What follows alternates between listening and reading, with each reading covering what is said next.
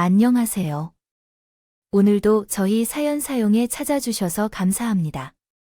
제 전 남편은 고향 친구였어요.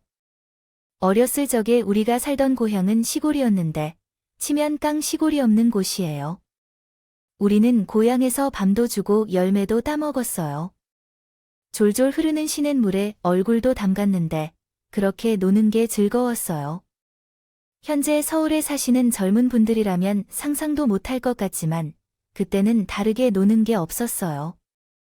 그러던 중에 제 남편과 제가 연인 관계로 발전한 건 각자 서울에 상경하고 나서부터였어요.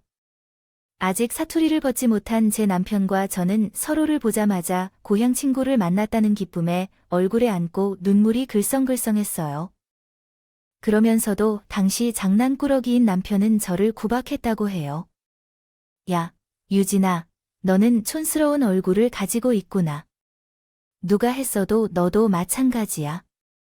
우린 이렇게 만났으니 오늘은 2차가 아니라 3차까지 놀아보자. 오랜만에 고향 친구를 만나니 참 좋았어요. 그 만남을 시작으로 우린 서로 금방 친해졌고 어느새 누가 먼저 연락하지 않아도 만나게 되었어요. 오래 함께 있으면 가족이 된다, 고 하잖아요. 우리 부부도 그랬어요. 낯선 사월이 되어 힘들 때 서로 위로하고 응원하다 보니 만나면 눌리기 바쁜 친구가 아닌 남자, 여자로 보이게 되었어요. 그러다 보니였을까요? 먼저 고백한 사람은 제 남편이었습니다. 야, 저기. 내가 좋은데, 알겠니? 하고 등을 밀며 가서 밥이나 먹자고 했어요. 남편은 그날따라 어색한 느낌이 들었는지 많이 긴장한 것 같았어요. 어떤 말을 해도 말이 도망가고 제가 질문을 해도 제대로 이해하지 못했어요. 그때 왜 그런지 물었더니 식사가 끝나고 남편이 장미꽃 한 다발을 가져다가 제 손에 갑자기 줬어요. 그제야 남편이 용기를 내 얘기한 이유를 알 수 있었어요. 나 오늘 엄청 긴장해. 너를 만난다고 많이 준비했었는데 아무래도 잘 못된 것 같기도 하고 어쨌든 너를 여자로 보는 것 같아. 그러니 우리 한번 만나보자. 나름 남자다운 터프한 고백이었다고 할 수 있지만 진심은 남편의 고백에 놀라서 당황했던 것 같아요. 얼굴을 일그러뜨리고 말을 더듬는 그의 고백이 귀엽고 순진한 초등학교 남학생처럼 보였어요. 그래서 나는 남편과의 연애를 시작했고 금방 결혼 이야기까지 나오게 되었어요. 결혼 준비를 하면서 큰 문제나 어려움 없이 성급하게 진행되었고 성경에도 문제없이 이루어졌어요. 시어머니는 내 고향 사람으로 예물이나 과거의 일들도 가족 양측의 합의하에 원활히 처리되었죠. 그러나 남편과의 갈등은 집 문제에서 생겼어요. 아이를 낳고 키울 생각에도 20평짜리 작은 집에서 시작해도 괜찮다고 생각했기 때문입니다. 된다니까. 우리가 가지고 있는 돈에서 적당한 집을 구해서 시작하고 싶어요. 그런데 남편은 여기서 반대를 하더군요. 신혼집인데 좋은 집에서 시작하고 싶다며 무리하게 큰 금액의 대출을 끌어당겨 집을 하고 싶다면서 하는데 그것도 좋은데 우리 앞으로 나가야 할 돈을 생각하면 처음부터 무리할 필요는 없잖아요. 난 자기랑 어디서든 상관없어. 하지만 싫어하니까 내가 용납이 안 될 정도로 그건 아무리 그렇게 말해봤자 남편은 요지부동이었어요. 그리고 어떻게든 자기가 널 책임지고 살 거라면서 큰 집에 살겠다고 법복 위에 더군요. 남편이 그렇게 하니 저도 더 의견을 내세우지 못하겠더라고요. 그래서 어쩔 수 없이 결혼식도 꽤 큰 병으로 질이 거시어야 한다고 생각했어요. 이런 건기 대추자면서 남이 가지고 있는 것보다 크고 멋있어야 한다는 생각을 지녔거든요. 그래서 결혼 전에 남편이 그런 면이 있다는 것을 알고 있었어요. 하지만 실제로 결혼 후에는 그의 허세와 낭비하는 경향이 심하다는 것을 깨달았어요. 남편이 무엇을 하든 남들 눈에 띄게 하려고 하는 것을 즐기는 경향이 있었고 누군가한테 지는 것을 매우 싫어했어요. 그래도 결국 그가 가진 물건이나 못난 끼 추자인 이유는 없다고 생각했어요. 그는 자존심이 강하고 고집이 센 사람이었다. 그래서 창피하다는 이유로 외제차를 구입하고 시부모님의 집까지 손을 벌려 국산차를 타고 다니게 했다. 결혼 전에는 왜 그러한 부분을 몰랐는지 이해가 되지 않았다. 어쨌든 남편의 성향을 알게 되자 서서히 마찰이 시작되었다. 그는 시계를 또 산 적이 있었는데 그때는 내가 선물한 것이었는데 1년만 이용하면 되겠지 했다. 하지만 남편은 그 시계를 차고 다니라고 하며 창피해했다. 어떻게 그 시계를 깨끗하게 하느냐며 말했는데 이 시계가 촌스러워 보인다고 했다. 저는 방금 말한 바와 같이 백화점에서 남편 생일 선물로 브랜드 시계를 살 때는 그만큼 아껴서 구매했었습니다. 그럼에도 불구하고 남편은 동창회에서 친구들에게 자랑할 만한 것이 있어야 한다며 강요하여 더 비싼 시계를 구매하게 했습니다. 저는 정작 생활비를 절약하려고 노력하며 세제는 제일 싼 것을 사고 화장품도 유통기한이 임박한 상품을 인터넷에서 구매하여 절약하려 노력했지만 남편의 소비 태도에 화가 났습니다. 그래서 어느 날 결국 남편과 소비 습관에 대해 논의하기로 했습니다. 그때는 당신도 직장에서 자리를 잡았고 나도록 말했죠. 그래요. 그러나 이렇게 돈을 쓰는 것도 절약도 못하고 제가 아는 것도 없을 것 같아요. 우리 아이가 몸을 아파할까 봐도 이제부터 절약해야겠어요. 아무것도 모르는데 누가 물 쓰듯 돈을 쓰겠어요? 또한 우리는 아직 정고 돈을 벌어들일 날들이 앞으로도 많다고 지금은 조금 쓰면서 살아도 된다고요. 돈은 대체 뭘로 그리 못마땅하게 여겼길래 남편이 돌 쓰는 것을 꺼려해요. 억울하면 얻어야 하는 거지요. 당신이 그렇게 쓰는데 제가 쓸 여유가 없어요. 당신은 동창들과 나가서 쇼핑을 할 수도 있겠지만 저는 그저 동네 마트에서 물건을 받을 뿐이죠. 돈이 없어서 친구들도 못 만나가 많은 시간을 보내고 있어요. 만나면 공원이나 카페에서 만날 건데 거기는 돈이 부족해서 못 가요. 그리고 허리가 아픈 우리 엄마에 대해 얘기할게요. 우리 엄마가 한텐 한 번 병원비를 못 드리고 있다고 했어. 나는 이 얘기를 다 해야 해, 호의 없이야. 야, 장모님께 돈으로 해야 돼, 그건 네 룬으로 해야지. 우리 결혼 전에 말했잖아. 각자 부모님은 각자 챙기기로. 나는 정말 그때까지 남편이 그렇게 고집 센 사람인 줄 몰랐어. 이건 아예 대화가 안 통하는 것 같아. 내 돈이 없던 이유는 남편이 쓰는 돈이 너무 많이 나가서야. 그러나 남편은 그 단순한 사실을 파악하지 못하고 뻔뻔하게 왜 자기가 장모님에게 돈을 주어야 하는지 말하고 있었어. 그 말을 듣자마자 눈물이 고이네. 왈칵 나버리고 그날 전엔 남편과 큰 싸움을 한 후에 눈물로 잠에 들었어요. 그 후로 남편과의 결혼 생활은 위험한 비탈길을 걷기 시작했어요. 한때는 서로만 있었고 서로가 서로에게 위로가 되던 그 시간도 기억의 저편으로 사라진 지 오래됐지만 거기다가 시어머니도 도통 만만치 않았어요. 각자 부모님은 각자 챙겨야 한다는 약속은 저에게만 해당되는 것이었나 남편은 치아만을 이에게 대리 효도를 바라더군요. 우리 엄마가 오늘 한의원에 혼자 갔다는데 넌 시어머니 옆 동네 살면서 그걸 어떻게 내버려 둘 수 있느냐? 바람도 많이 불고 있는데 엄마가 얼마나 힘들어하지 않겠어? 며느리가 돼야 한다고 해서 그런 것도 못해. 왜 그러세요? 우리 엄마가 그런 말씀을 하셨대요. 혼자라서 외로워하신다고 해요. 너희들은 마음이 아프더라고 하셨어요. 신경 좀 써주세요.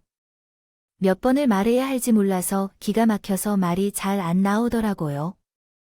거기서 화가 나서 알려주면 남편은 문을 쾅 하고 들어가 버리는 일이 자주 있었어요. 시어머님도 정말 무엇을 바라는 건지 모르겠어요. 제게 전화 주시면 회사에서 정신 없어요. 요즘 바쁘게 일하고 있어서요.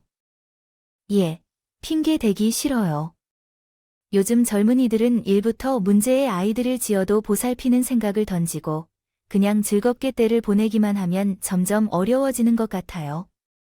옛날에는 그렇게만 하면 꿈 한 번 꾸지도 못하는 케이든데 나는 마음이 넉넉한 편이라 넘어가라도 한다. 내게 고마워할 필요는 없다고. 처음에 시어머니도 섭섭할 수 있다고 생각했어요. 아버님을 일찍 보내시고 혼자가 되신 지 얼마 안 됐으니 자식이나 며느리에게 더 의지하고 싶을 수 있을 거라 생각했어요.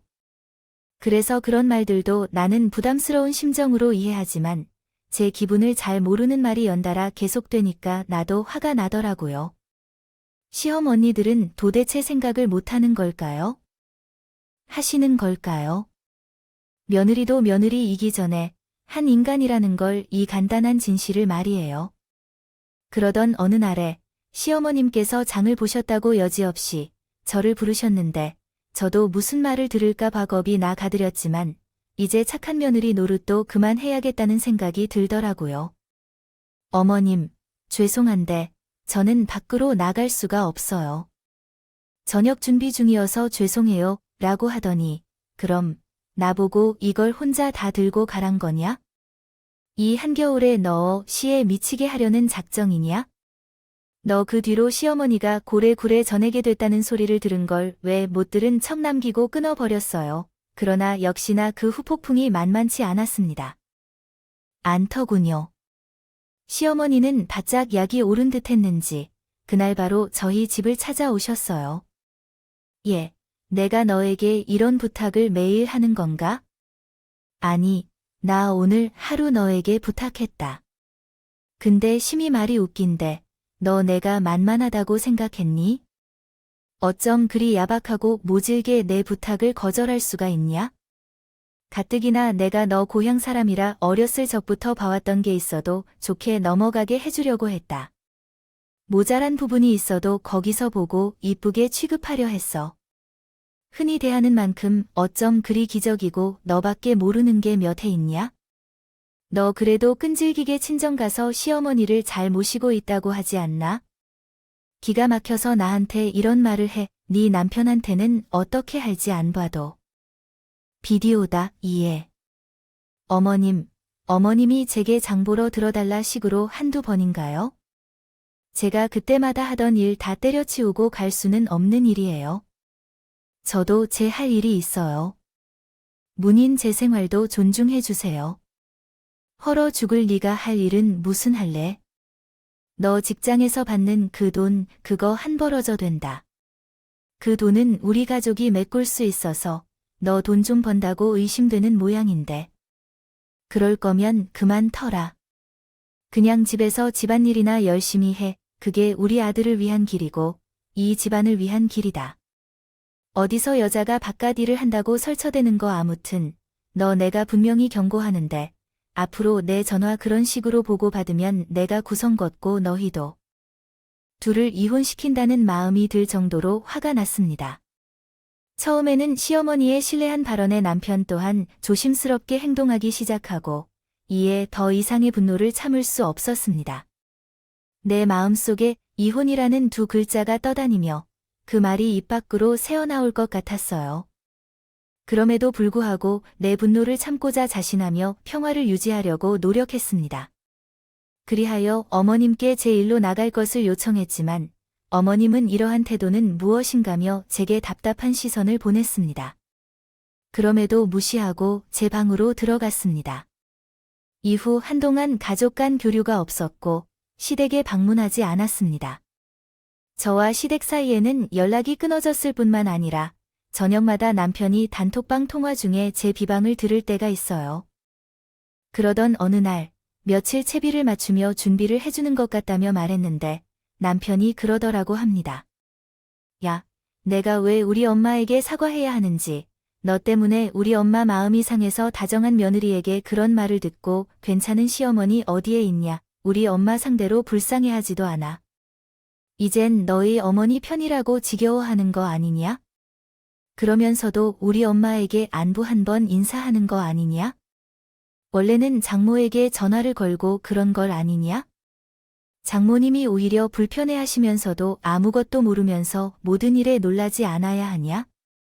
밥하러 오는 사람을 짜증나게 하지 말고요. 일을 하며 돌아온 사람의 기분을 잡아주는 선수인 줄 알았는데 시어머니가 계속 빼앗고 있으니 결국은 제게 한마디를 하면서 제 기분을 갑자기 상하게 했는데 아마도 우리 사이에 아이만 생겼다면 전 정말 남편과 함께 이어갈 것입니다. 많은 일로 인해 지울 수가 없어서 아이 때문에 우리 결혼 생활을 계속하게 된 거죠. 남편은 미웠지만 10달을 품어 키운 우리 아들은 너무 사랑스럽습니다. 세상 모든 걸 바꿔도 좋을 만큼 귀하고 아름다운 아이를 얻었죠. 하지만 아들은 제 사랑만 받고 남편의 사랑을 받지 못했어요. 임신했을 때도 그렇고 아이를 낳고 난 뒤에 남편은 가족을 편과했고 우리 사이에는 뭔가 요동치는 것이 없거든요. 밖으로 나가자마자 듣게 된 얘기인데요. 알고 보니 다니던 회사를 그만두고 우리는 몰래 사업을 시작했어요. 정말 놀랄 일이었죠. 요즘 왜 이렇게 늦게 귀가하며 야근이 많은 건지? 아, 그래요. 몇 번이나 야근이 많다던 거짓말을 믿고 있었던 저에게는 참 충격적이었어요. 그 진실을 알게 되자 너무나 황당하고 배신감이 들었죠. 아이가 생긴 상황이라면 적어도 제게 상의를 해야 할 텐데요. 남편은 제 반대를 알아서 그랬다며 변명을 늘어놓았어요. 전 꼼짝없이 일주일에 한두 번 들어오는 남편을 기다리며 독방에서 아이를 돌봐야 했죠. 가끔 남편이 들어오면 조금만 기다리라고 말하며 내가 크게 벌어드릴 테니까 우리 아이가 비싼 옷을 입고 비싼 유치원을 다니게 해주자는데요. 아냐 하고 말하곤 했어요. 남편이 쉽게 말을 해주지 않는 터라 도대체 어떤 사업을 하는지 알지 못했지만 그래도 난 남편이 돌아올 거라고 믿었던 것 같다. 언젠가는 시간이 지나면 남편도 돌아올 거라고 하니 그러면 모든 것이 정상으로 돌아올 거라고 하지만 그게 얼마나 환상적이었는지 쓰잘데기 없는 상상이었는지 정확히 알게 되었다. 아이를 낳고 3달 후에 알게 되었어요. 어느 날 낯선 사람들이 우리 집을 찾아왔을 때 말이죠. 여기에 김진하 씨 맞죠? 누구세요? 그 사람 지금 낚시 가고 없어. 낚시 태평하게 낚시는 무슨? 당신. 남편이 무슨 짓을 했는지 알아? 그 남자들의 입에서 듣게 된 사실은 너무 충격적이라서 믿기 싫었어요. 나중에 알게 된 바에 의하면 남편은 사람들을 속여 돈을 훔치고 도망쳤다는 것이었어요. 그때까지는 남편이 며칠씩 출장을 다니거나 집에 들어오지 않았던 것이 생각납니다. 그런데 그 충격에 휩쓸려 천장이 무너지는 듯한 느낌이었죠. 그때부터 새로운 전개가 시작되었습니다. 알고 보니 남편이 제 이름으로 사채를 빌려 쓴 것이었는데 그 규모는 1억 2천을 넘었어요. 어떻게 내 이름으로 그런 돈까지 빌렸는지 추적하거나 이해하는 것은 거의 불가능했습니다. 남편이 1억을 만들어냈다는데 이것이 빚이 될 것이라고 상상하다니요. 100원이나 200원을 아껴 사용하며 지냈던 제게는 그 전까지는 상상조차 할 수 없었던 일이었어요. 하지만 빚만이 남아 남편은 연락이 되지 않았어요. 나중에는 없는 번호라고 뜸해져 있어 갓난 아기를 안아 떠날 때 완전히 혼자인 제게 절망이 찾아왔었습니다. 이제는 어떻게 이러한 일을 견딜지, 어디로 가야 하는지를 고민하고 있어요. 남편이 저를 떠나는 것은 이해할 만하다 쳐도 아들마저 버리고 떠난 그의 행동은 지나치게 잔인하게 느껴졌어요. 두려움 속에서 온전히 나를 이해해 주었던 사람은 그때 남편보다 더 의지할 수 있는 누군가였어요. 제발 어디에 계신지 말씀해 주시기 바랍니다. 아시겠죠? 그 사람은 어머니께 연락할 만한 이유가 없어요. 나는 그런 사실을 몰라요. 걔가 어딨는지에 대해 나한테 왜 물어보는 거예요? 그럼 돈이라도 빌려주세요. 그 사람이 내 명의로 돈까지 빌렸대요. 그래서 이러다 저와 아이 둘 모두 길거리에 나앉게 되었어요. 그 돈을 다시 내게 돌려줘. 그래, 이상하네. 내가 뭔가 네 남편에 대해 차렸어야 죄에 하이든 여자를 내 집에 들였더니 후원금을 받게 되었어. 진작 이럴 줄 알아야 했는데. 현재를 잘못 이해해서 시어머니의 말에는 어떻게 대답해야 할지 모를 판국에 이 모든 일은 저 때문이라는 시어머니의 말이에요. 마주보고 앉기도 싫어서 그 집을 도망쳤다. 나왔지만 빚쟁이들을 피해가기 위한 길은 사실상 한국뿐이었다. 바로 내 고향이었지. 엄마, 나왔어. 한해 유진아, 이게 무슨 일이니? 엄마는 어떻게 반응할지 나는 내기를 업었지만 어머니의 얼굴을 보니 왜 그리 눈물이 쏟아지는지 알았다. 그만. 그 자리에서 엄마를 안고 울었다. 엄마는 이미 제 소식을 듣기나 한 건지 그저 말 없이 나를 안아주셨다. 아버지는 안타깝게 바라봤다. 잘 왔다고, 잘 왔다고, 여기서 살자고. 어머닌 여기저기 여러 이야기가 있었다. 내용을 듣고 오셔서 말씀해 주신 것처럼 저는 염치가 없었지만 그 이후로 아이와 함께 부모님 집에 얹혀 살게 되었습니다. 나중에 알게 된 것은 어머니와 아버지께서 빚을 남기고 떠나신 남편에게 대해 단단히 화가 났다는 것이었습니다. 어떻게든 찾아보려고 시어머니에게 전화를 했고 집까지 찾아가 보았지만 어떤 대답도 듣지 못한 채 쫓겨났다고 해요. 부모님 집에 있는 것이 편한 일은 없었습니다. 일단 빚에 시달린 사람들을 피해 내려왔지만 그들이 언제나 내가 어디에 사는지 알게 되면 끔찍한 일이 될 것이라 생각해서 내일 깊이 심사숙고해야 했습니다. 그분들이 만약 이 집의 주소를 알게 된다면 정말로 저는 큰 곤경일 것이며 부모님까지 험한 처지를 맞이하게 될지도 모르겠습니다. 게다가 작은 동네에는 소문이 돌았어요. 남편과 잘 안 되어 고향으로 내려오게 됐다고요. 남편이 빚을 크게 졌다더라. 여자가 바람을 폈다더라고 듣고 있기에 민망한 소문들까지 돌았지만 저는 못 들은 척하고 부모님의 사업을 도와갔어요. 그게 제가 살 길이라고 생각했기 때문이에요. 다행히 그 무렵 남동생도 서울에서의 삶을 하지 않고 집으로 내려와 있어 이야기할 기회가 많았는데 동생은 아이를 잘 돌봐주었습니다. 그래서 일하는 것이 한결 수월했죠. 그렇게 가족들의 도움으로 하루하루를 버텨가면서 살아가고 있는데 어느 날 동생이 갑자기 이런 제안을 해왔어요.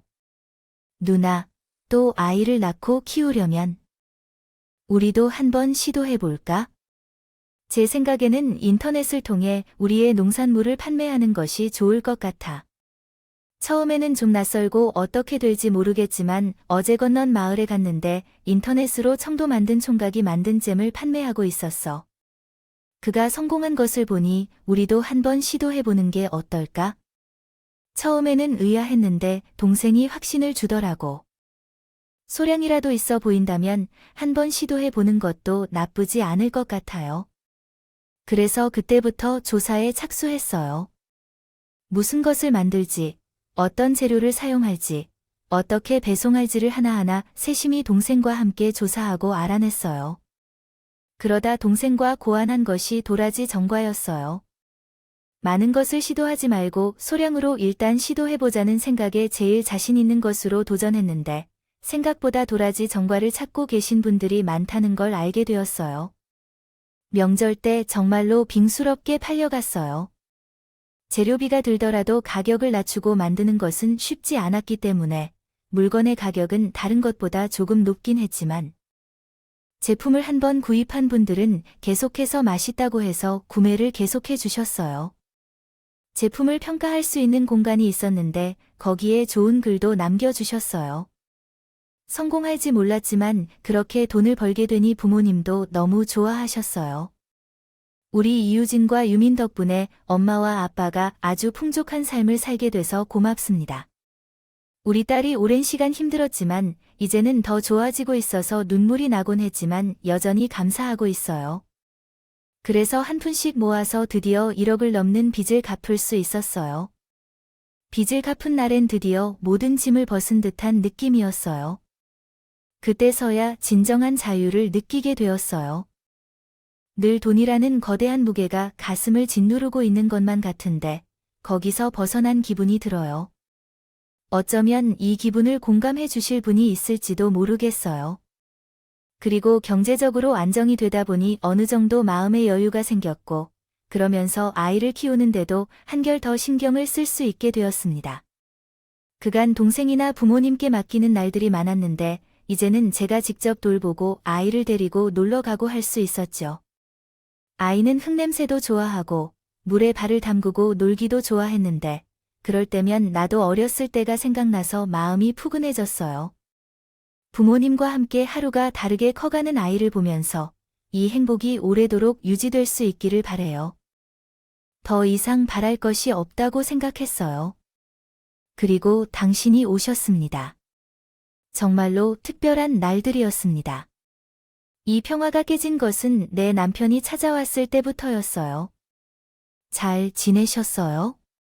멋진 얼굴로 나를 찾아온 남편이 이렇게 말했어요. 지금 내게 잘 지내냐? 제가 헛된 것을 보는 것 같아 말이 나오지 않았습니다. 남편은 거의 노숙자처럼 생겼을 때 밥을 찾아왔어요. 나 배고파. 밥 같이 먹을래? 아, 그 전에 장모님과 장인께 인사를 먼저 드려야지. 그들이 어디에 계신지요? 아니, 왜 당신이 나에게 밥을 주고 우리 엄마 아빠를 만나라고 하는 거지? 그리고 자존심 상하게 하고 사라질 때가 언제인지 알아요? 언젠가가 이제 와서 나는 당신에게 이제 이야기하고 싶지 않아요. 피하고 싶지 않아요. 시간이 너무 길었어요. 그러니까 나를 좋게 대해주면 좋겠어요. 남편은 계시지 않지만 저희 아들이라도 보게 해주세요. 제발 아들을 붙잡고 늘어지도록 하며 구해주세요. 될 것 같지 않아서 어떻게든 남편을 쫓아내기 위해 힘으로 남편을 끌고 가려고 소매자락을 붙잡았는데 남편 또한 힘으로 버텨내고 계셨어요. 남동생을 부르고 싶었지만 부모님과 밭에 계셔서 그렇게 할 수 없었어요. 그러던 중 자고 있을 줄 알았던 아들이 아빠에게 다가와 말씀하며 울음이 차였어요. 아빠를 기다린 듯하다는 표정이 컸어요. 냐며 엉덩이를 두드리는데 제겐 그 꼬락서니가 연기이고 가식 같았습니다. 우리 윤수 아빠를 안 보고 싶었어. 보고 싶었지. 아빠 보고 싶었어. 왜 이렇게 늦게 왔어? 라며 물었습니다. 엄마가 아빠가 백밤만 자면 온다 고 했는데 알고 그렇게 말했어요. 사실 전에 아이에게는 말하지 못하고 있었어요. 차마 차에 아빠가 빛을 온통 떠넘기고 졸고 있다는 그런 소리는 못하지 않겠더라고요. 그래서 어쩔 수 없이 외국에 있다는 거짓말을 했는데 그 말을 철석같이 믿은 아이가 남편을 보다니 보고 싶었다며 안았어요. 남편이 왜 기세를 올렸는지 모르겠네요. 아이도 저를 이렇게 보고 싶어 했다고 했어요. 제게 왜 보여주지 않았을까 생각했더니 엄포를 놓고 화를 내기 시작했어요. 정말 기가 막힌다는 표현으로도 표현할 수 없을 정도로 당황스러웠죠. 아이는 지금 엄마와 아빠를 불러오겠다고 협박했지만 남편은 결국 가지 않았고 우리 엄마와 만나게 되었어요. 내 차 내가 대체 무엇 때문에 여기 왔는지 몰라 면서 자식 눈물을 닦으며 황당해했어요. 이 사람 같지도 않은 놈 이라고 자기 자신을 비난하면서 장모님과 장인어른께 진심으로 사죄했어요. 제가 못된 사람이었어요. 하지만 제가 아버지입니다. 이 사람 혼자 키울 수 없을 것 같아요. 부재로 인해 왔습니다. 남편과 저의 부모님이 나타나자 저는 눈물이 흐르고 콧물도 흘리며 우리 부모님께 심하게 절을 시작했어요. 처음에는 남편이 노발대발하며 내가 없어도 잘 살았다 고 하던 제 엄마도 말을 이시고 남편을 쳐다봤습니다. 제가 남편이 제 아이 곁에 한 분 한 초라도 있게 허용할 수 없었습니다. 자기 자식을 한 번도 안아주지 않은 사람이 어떻게 아버지가 될 수 있겠어요. 제 아이에게 그 자리를 양보하고 싶지 않았습니다. 그래서 허튼 짓을 말라고 하며 곁에 있던 물 양동이를 들어 앉아 물을 회피했죠. 그러나 이 남편은 속임수를 잘 부리는 사람이었다는 걸 깨달았어요. 그래, 나에게 상관없다고 생각하는 사람이 마음대로 행동하는 걸 미안하다고 하면서도 당신은 지금 제 지시에 따라 우리 엄마와 아빠를 우습게 대하는 것 같아 보입니다. 이것이 실제로는 우리가 부자이고 유지되는 법적인 부부임에도 불구하고 행동하는 것일까요? 모르겠습니다. 하지만 그렇게 하지 말라고 경고했습니다. 양동이에 물을 한 번 더 부을 때 힘으로 남편을 붙잡으려고 했고 운이 좋게도 마침 온 남동생이 나의 남편을 보고 멱살을 끌어 그쪽으로 내쫓았습니다. 남편의 등장으로 집안이 혼란해지고 부모님은 괜찮냐며 다가왔지만 저는 괜찮다고 말할 기운조차 없었습니다. 말 그대로 남편이 폭탄을 맞은 것 같았어요. 그러나 그날 밤 덜컥 잠에 빠지고 남편이 하지 못한 일이 생각났어요. 바로 이혼을 얻습니다. 이 사람이 잠수를 탔기 때문에 오늘 신청하고 처리할 기회가 없었어요. 그건 해야 했죠. 아이가 아직 어린 게 마음에 걸렸지만 어차피 살지 않을 남편을 남편으로 남기고 싶진 않았어요. 그래서 다음날 남편을 찾아가 이혼 서류를 건넸고 도장을 찍으려고 했습니다. 아니다. 나는 우리 윤수 생각하면서라도 죽어도 못해. 난 한 번은 기회를 주어야 해. 남편 역시 나무 찍겠다고 버텼어요. 밤에 한가득이라며 자마자 자기를 버리면 갈 곳이 없어. 나. 그딴 말도 안 되는 소리를 하면서 남편이 자신에게 기회를 달라며 우리 집 주변을 빙빙 돌기 시작했어요.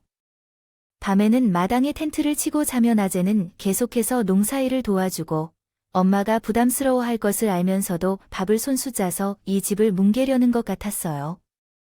그러면서 넉살 좋게 웃으며 많이 드세요 라고 말했어요. 그러는 모습을 보면서 나도 남동생도 정말이지 위액이 역으로 역류할 것만 같았어요. 딱 봐도 그 사람이 나에게 어떤 방법으로든 돈을 갚으려는 성격이 분명한데요. 그런데 엎친 데 덮친 일이 일어나면서 더욱 황당한 사태가 펼쳐졌습니다. 시어머니께까지 어떻게 알아서 우리 집을 찾아오셨나요? 사돈 어머니, 그동안 잘 지내셨어요? 요즘 어떻게 지내고 계시나요? 우리 아들이 여기서 시간을 보내고 있다고 말씀하고 계셔서 내려오셨나요? 사돈 어머니, 여기서 자리를 펴시면 될까요? 샤머니는 전과는 다르게 낡은 표정을 하고 계셨는데 딱 보기에는 남편과 함께 오랫동안 힘들었던 것 같았어요. 그런데 시어머니의 태도가 너무나 퇴폐스러워 보입니다. 마치 평소에 자주 오시던 사돈 댁에 온 것처럼 뻔뻔하게 물어보시는데 속으로 참고 참아오시던 우리 엄마도 순식간에 빨개지며 화를 냈습니다. 결국은 견디기 힘든 상황이라 내 속을 버스르르 하면서 상황을 이해하고 소리치며 당신 아들 좀 데려가 주실 수 있으세요? 현재까지 우리 손주를 참아내고 지내오셨어요. 근데 뭐 하는 짓이야? 내 딸, 그동안 고생을 시켜서 미안해야지. 시집살이를 시키려고 여기가 어디라고. 당장 나가. 당신, 잠깐만. 그때 놀라운 일이 벌어졌어요. 우리 아버지가 갑자기 엄마를 키스하려는 거예요. 아버지의 말에 저도 남동생도 어리둥절해할 수밖에 없었는데요. 그때는 사돈 어른에게 말이 좀 심했어요. 그래도 집에 오랜만에 오셨으니 대접해줘야지. 유지를 좀 시켜라도 다와. 그동안 아버지는 남편이 어떤 행동을 하든 간에 그냥 나가라는 말로 끝내시던 분이었어요. 그런데 그분은 취한 어머니를 챙기시고 시계를 향해 나타나니 제게 식혜를 주라 하셨는데 저도 순간 표정이 확해지며 멀뚱히 아버지를 쳐다보고만 있었어요. 그러자 아버지께서 직접 쉽게 저까지 가져서 선한 한 잔을 건네시는 게 아니겠어요. 대체 이게 어떤 상황인지 아버지께서 시어머니를 그날 하루 대접하게 했어요. 마치 어떤 작전을 펼치는 것처럼 여사모는 제 아버지의 대접에 만족한 것 같더니 피식 웃으며 제가 농사꾼인 줄로만 알았던 아버지께서 참 격식도 찾으시고 계실 줄 알았는데 분위기가 있으신 분이시네요. 하시더라고요. 남편 또한 장인 어른의 특별한 품격과 인격이 남다르다며 입가에 침이 마를 만큼 하시더라고요. 세라가 칭찬하고 나왔습니다. 아버지를 제외한 가족들, 즉 어머니와 동생 그리고 나만이 그 상황을 멀뚱이가 지켜보고 있었어요. 그리고 다음 날이 되자 아버지가 예상치 못한 행동을 하셨어요. 아버지는 우리 소들을 보여주기 위해 우리에게 유지와 리시어머니를 만나러 가자며 축사를 가자고 하셨습니다. 아버지는 고개를 끄덕이고 시어머니에게 축사에 가자고 했으니 옷을 단정하게 입고 와 라며 말하고 먼저 걸어 나가셨어요. 전 영어를 몰라서 일단 아버지를 따라가기로 했고 남편과 시어머니는 따라오면서 당황해했습니다. 그들은 오늘 저녁 무엇을 먹을지에 대해 이야기를 하고 있는데 마치 여기가 나의 집인 것처럼 편안했어요. 태평하게 보이던데요. 새삼스럽게 아버지를 원망하게 되었습니다. 왜 그러시는지 도무지 이해할 수 없었어요. 아버지의 마음을 알 길이 없었지요. 잠시 후 아버지는 축사 안으로 들어가셔서 선소통을 치우시겠다 하시며 트랙터로 소통을 밀기 시작하셨어요. 그 동안에 남편과 시어머니는 다음과 같은 대화를 나누고 있었습니다. 아, 냄새가 나. 왜 이리까지 사도를 데리고 온 거야? 냄새 나게 찡찡말. 누가 농사꾼인가 봐 하며 엄마가 그냥 가라고 거짓말했죠. 그 순간 조잘거리던 시어머니의 입에서 비명소리가 튀어나왔어요. 서둘러 머리를 돌려보니 시어머니가요. 온몸에 똥을 묻혀 서 있었습니다. 남편도 그 곁에 약간의 똥을 맞은 채 얼떨떨한 표정으로 서 있었습니다. 그때 눈에 든 채로 삽을 들고 계신 아버지가 보였습니다. 아버지는 한 번 더 삽으로 소통을 시도했고 그대로 남편의 머리에 퍼붓으며 말씀하셨습니다. 이건 내 딸을 고통스럽게 하는 것이다. 어디서 염치도 없이 여길 와 이 똥 같은 놈이여. 넌 똥이라 이름 붙이기도 더러운 놈이다. 이런 비치를 즉시 치워라고 사돈이 말했습니다. 샤모니는 제대로 말하지 못하고 울기 직전인 채 이를 꼬았습니다. 남편은 2배의 똥이 들어가는지도 모르고 치우라며 명령을 내렸습니다. 그때서야 저는 아버지의 의도를 이해했습니다. 저도 그녀를 따라서 삽을 들어 그대로 남편에게 퍼부었어요. 그랬더니 남편은 당황해서 말도 못하고 어버버거렸고 더 삽을 들자마자 그대로 똥을 뒤집어 씌웠어요. 그래서 시어머니와 혼의 백산에서 달아났어요. 그 후 소통이 많이 더럽혀진 것 같아서 지금은 남편도 시어머니도 코빼기도 보이지 않아요. 결국 전적이 앤 도장을 찍은 후에 드디어 남편과 이혼하여 남편이 아닌 전 남편이라고 불러도 된다는 생각이 얼마나 좋은지 몰라요. 앞으로는 전 남편에 대한 생각을 싹 지우고 고마운 부모님과 남동생 그리고 아들과 함께 행복하게 살아나갈 것이에요. 다만 걱정이 있다면 아들인데요. 아들이 가끔 전 남편을 보고 싶어 해서 마음이 좀 그렇긴 해요. 하지만 나중에 크면 찬찬히 설명해 줄 생각이에요. 아마 제 아들이니 이해해 주리라 믿어요. 더욱 용기를 내서 잘 살아가려고 합니다. 지금까지 이야기를 들어주셔서 감사합니다. 늘 건강하세요. 가족끼리 항상 행복하시길 진심으로 바랍니다. 여러분, 사연 댓글에 응원과 현명한 조언 부탁드려요. 좋아요와 구독은 저에게 큰 힘이 됩니다. 오늘도 좋은 일 가득하세요.